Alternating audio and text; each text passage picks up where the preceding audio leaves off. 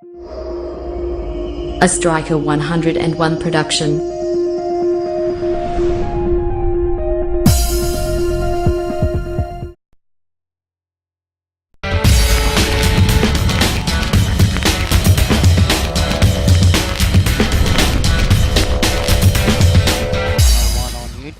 And another retro look back at Red Dead Redemption.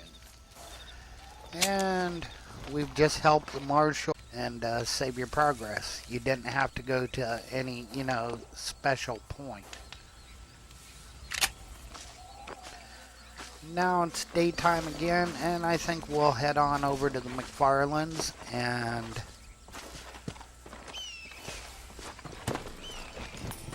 do a mission there for this episode.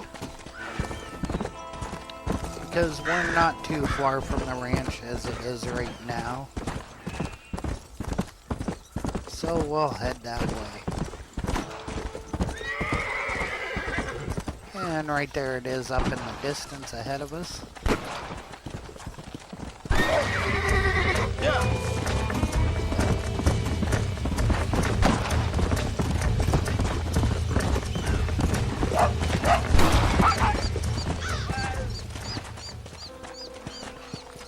And sometimes you come across this and you can usually help the guy out and take care of the animal for him. This time it was a coyote. And they usually leave them lace, and I'll skin out the animal and take the hide. Tough one, ain't you? Idiot!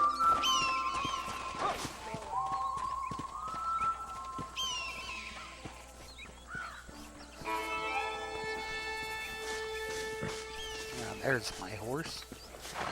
And I'll get back on the horse and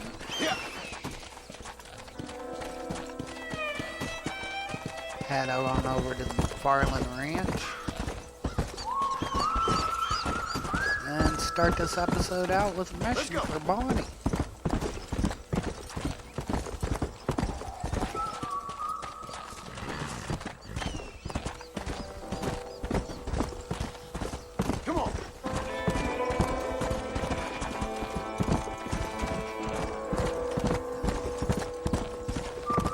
And yeah, we still have the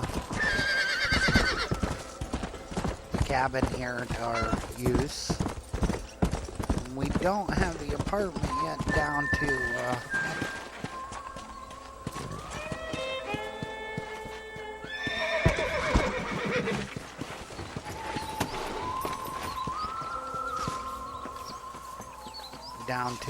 Armadillo yet, there at the saloon, but next time we're in Armadillo, we may pick that up.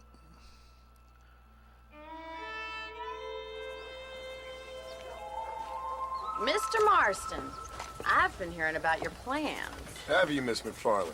Yes, from Lee Johnson, to settle here and build a life for yourself. I'm afraid those aren't my plans. See, I already have a life. Well, I had one, and I'm trying to reclaim it. Or maybe what you could say is I had two, and I'm trying to end one of them so the other can survive. You do so love to talk in riddles, Mr. Marston. Do you do that, I wonder, as a substitute for having anything interesting to say? Probably, Miss MacFarlane. Oh, call me Bonnie, you fool. Call me Bonnie. Miss MacFarlane, I'm married. I have a son. I had a daughter, but she died. Years before that, I rode in a gang. We robbed banks, trains, held people ransom. We killed people we didn't like. Bill Williamson was in that gang. Now, if I don't capture my former brother in arms, great harm will befall my family. Now, I don't suppose any of this is very interesting to you, but I hope it explains why I wasn't so eager to talk about it. No, I do understand. I had no idea. You poor man. Even in this new country, memories don't really fade. My father was an illiterate Scot born on the boat into New York.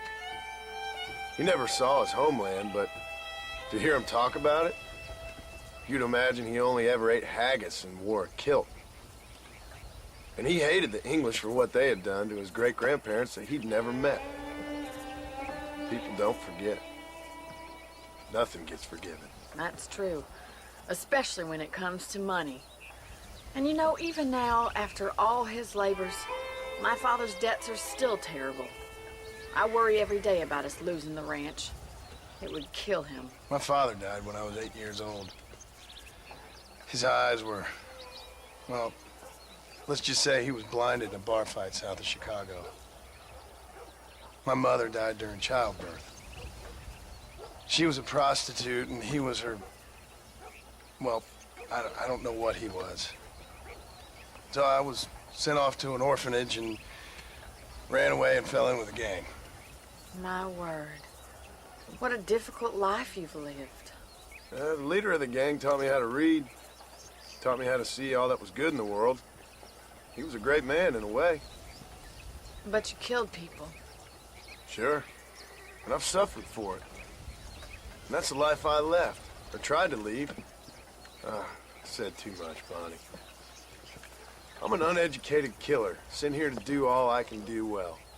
Kill a man in cold blood so that another man may do his part to cut crime in an area, and a rich man can be elected governor on the back of these promises.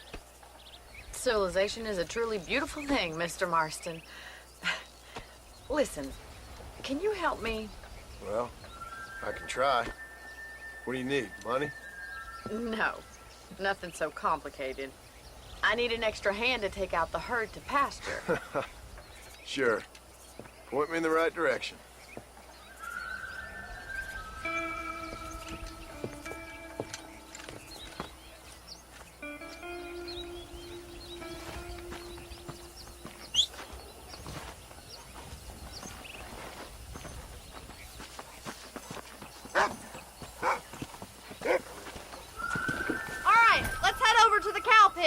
It's about time a budding farmer such as yourself learned how to herd cattle. Come on! Yeah!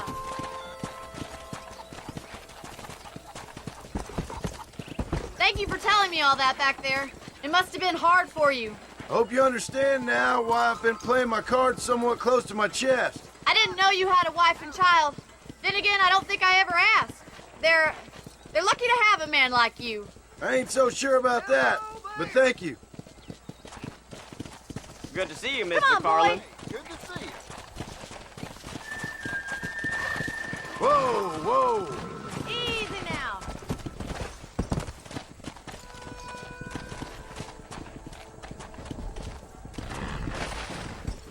He's got it. Keep on moving. Whoa there. Nice job, Mr. Marston. Herd the cows down the road. Pretend you know what you're doing. Look at the cowboy. Farewell. Come on, you dumb heifers. Slow down.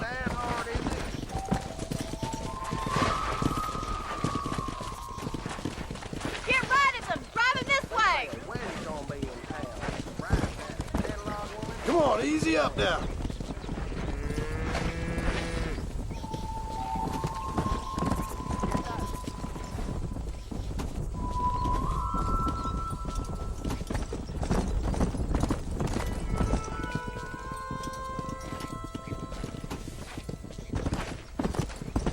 Slow up.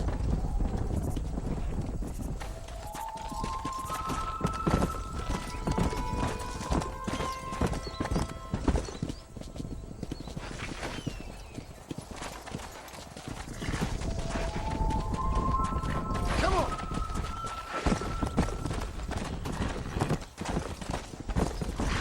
Slow it up now. He's just showing off now. Keep going, Mr. Good. Marston. Now we need to move this entire herd out to the far pasture for grazing.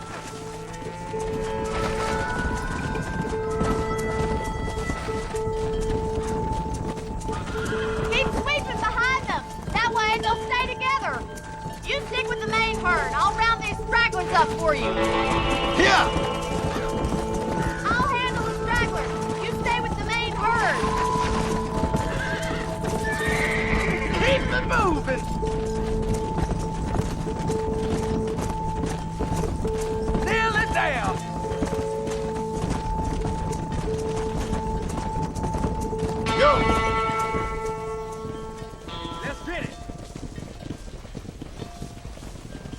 You're not bad with the herd.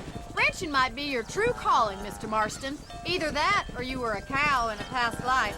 Thank you, Miss MacFarlane. I'll see you later. I have work to do back at the ranch. Whoa.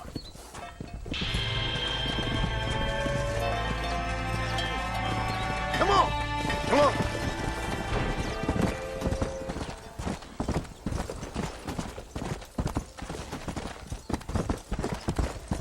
And that'll be it for this episode. And we'll get back over here to the ranch and go into the cabin at the save point and save this, and we'll end the episode right then and there. And all. See you back for episode 7, I believe.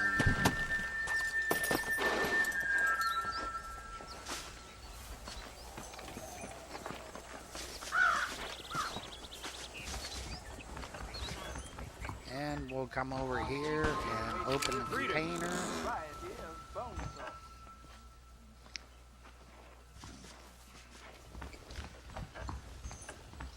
And we'll save it.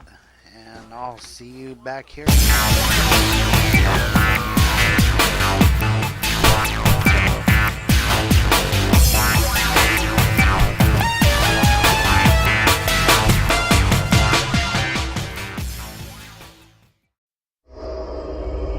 This has been a Striker 101 production.